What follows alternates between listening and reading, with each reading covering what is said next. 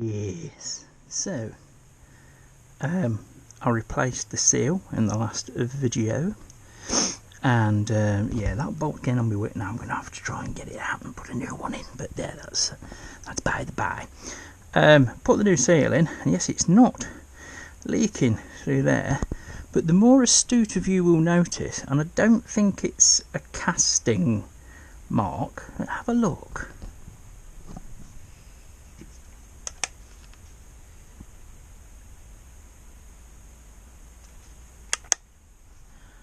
I think whoever put that mechanical metal seal in cracked the casing, and I have noticed when I ran it up there's a very, very slight weep from that. And what I might have to do is take the cover off again, take the arm out again, pull the seal out and just put a ring of like aviation sealer or something around it. I can only just feel that with my nail. Anyway, I went to go work on Spurtage today, and I left it overnight on a bit of cardboard, not a drop, and I thought, brilliant, I can use it. Anyway, I pushed the bike out, and as it sat there, a little drop on the floor. And I thought, you little bastard, where's that coming from? Couldn't see any dripping, and ran my finger around here, and apart from the very, very, very, very slight weep, which actually collects and lubricates that pivot, so you know, there was nothing. I couldn't see a thing. And then I caught a drip when it was outside, falling on the floor, and I thought it was from around here at the front, but I'd already checked all the oil lines and what have you, and I knew they were dry, so I thought, oh shit. So I've just got back from work, and I thought I'll have another quick look before I get the Aprilia in and put everything to bed. And there was just a little drop on the cardboard, just that. And I thought, well, it's leaking, but not too badly. Yes, it happens to be this. Or at least, I'm fucking hoping it is. That is the main oil galley plug. And do you know, I'm pretty sure I did tighten it, and I'm fairly certain before it wasn't leaking there, but there should be an O-ring behind that. Now, if it's anything like the water pump and shit like that, and the alternator on the ZX10, people sometimes omit the O-ring, because for the sake of £5 or whatever, they can't be arsed, or they can't wait, or whatever, you know, we've all been there. But there should be an O-ring behind that, so I am about to whip it out, hence the oil pan, because I think we'll lose a bit of oil, and just see what condition the O-ring is in. Yes, wish me luck. Look, you need a fucking miracle. A few moments later.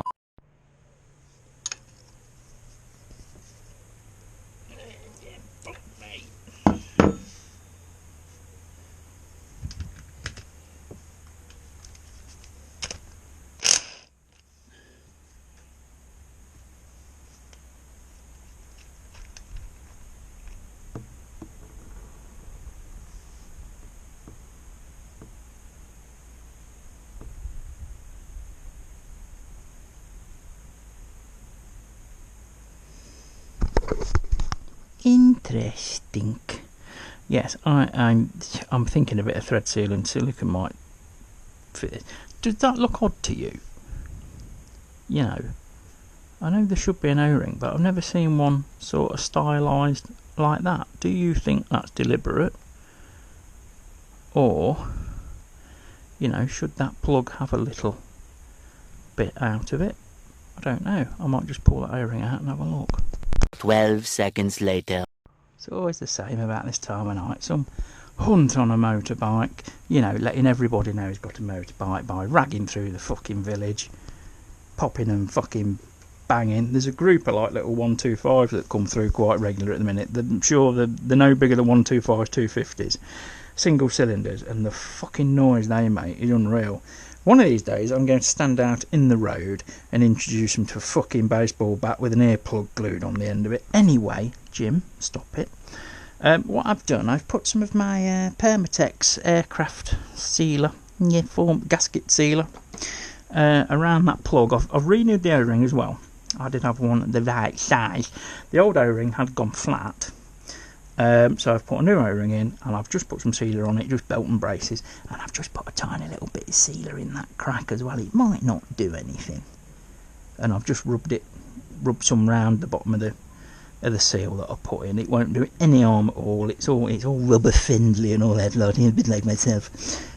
So yeah, we'll see what that does. I'm going to leave it overnight now. I'm not going to start it or any shite like that. Very little oil come out, as you saw. But I'll just I'll check the level when it's back on the stand in the morning. But we'll leave it like that for now. I'll just wipe its bottom. There we go. Just wipe your little bottom. Lovely. And then fucking hell, Jim, it's about time you tied it up. That was from doing the clutch, all that shit. And I haven't tied it up yet because I've been busy, and which is one of the main reasons some of you have probably noticed by now. I don't know, because I've not checked any of my fucking notifications on Facebook. The only way to get hold of me now is really WhatsApp, or drop us a message, private message on YouTube, because I've totally come off Facebook, and it takes a month to shut down your account. Oh, bloody lovely lad. It takes a month to fully shut down the account, so I am completely off that now. Obviously you can still give me a shout through the YouTube, and if you do have my number, you can WhatsApp me, and if I don't know who it is, I'm going to fucking ignore you. I have a lot going on in the background at the moment, and to be honest, I need to be in an absolute top frame of mind for it. And I was finding Facebook to be incredibly negative. It has its ups and downs. It has days where it's the most amusing thing to me on the planet.